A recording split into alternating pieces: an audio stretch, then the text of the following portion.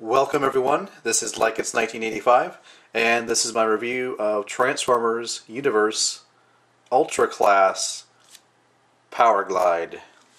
This figure came out back in 2008, and as you can see it's a very nice jet mode. It's got lettering on the side here, as well as on the wings, the engines, and the tail fin. And of course it has lights and sound. You've got some LEDs here, here, and here. So let's take a look.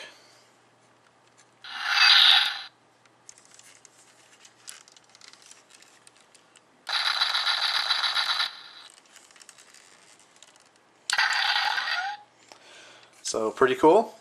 And you can see here is the underside of the alt mode. And it's got landing gear. So let's go ahead and get into the transformation here. So we'll go ahead and take off the Gatling gun here, lay it to the side, fold up the landing gear.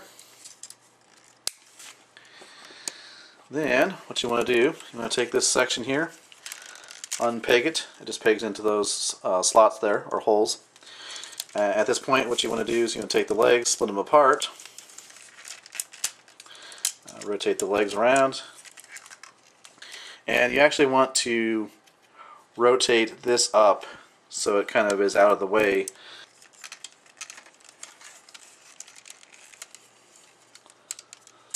And then what you want to do with the waist is rotate it. Go ahead and extend out the legs and the feet. Now I always forget to pull on the legs to extend them out, because if you don't do that you won't get the knee articulation. Alright, so then fold that back for now. This has got to go ahead and tab into that slot there. And bring those together. And as you can see, this fell off. It's prone to doing that. Let's stick it back in there. It's been giving me problems. Anyhow, so I'll take this piece, fold it back. And then you're going to take this whole section here and kind of rotate it back a little bit. And then you're going to take these, fold them down like that. Take this over here, rotate the head around, and close up his chest area there. And now we'll take care of the arms.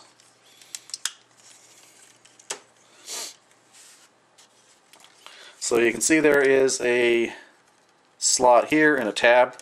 They've got to meet together and come together so that the wings lock in place. So first thing you want to do is bend the wing up, and then you should be able to match them up like that. And they tab in pretty well. And just do the same thing over here.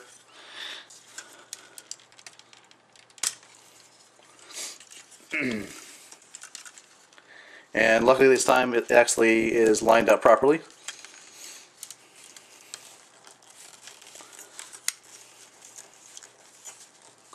Then what you want to do with the arms, take them down like this, and then you push on this to bring out the hand, as you can see there.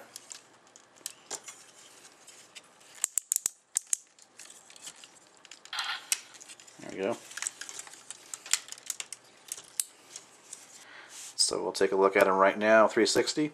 I will do a size comparison. This guy is quite tall, and you can see there's kibble here. It's not too bad though. Now of course he does have his weapon, and you can see here it's the Gatling gun for his plane mode, but it's kind of a blaster, so to speak, for his robot mode. Yep, fires off like that. And of course he can hold the weapon in his hand, as you can see there. Now as far as articulation goes, head's on a swivel. You've got ratcheted shoulders. Arms can go out, as you can see there. Bend at the elbow, swivel at the elbow. There is sort of waist articulation. It's down lower, the joint's right there. You've got ratcheted hips. Legs can go forward, back, out to the side. Swivel at the leg, bend at the knee, and sort of ankle articulation. I guess you can argue that might be considered ankle articulation. Then let's take a look at his head here. Very nice Generation 1 homage head sculpt. And if you take a look at his chest here, it does open up to reveal the heart, which is an homage to the episode entitled The Girl Who Loved PowerGlide. So pretty cool detail there, I like that.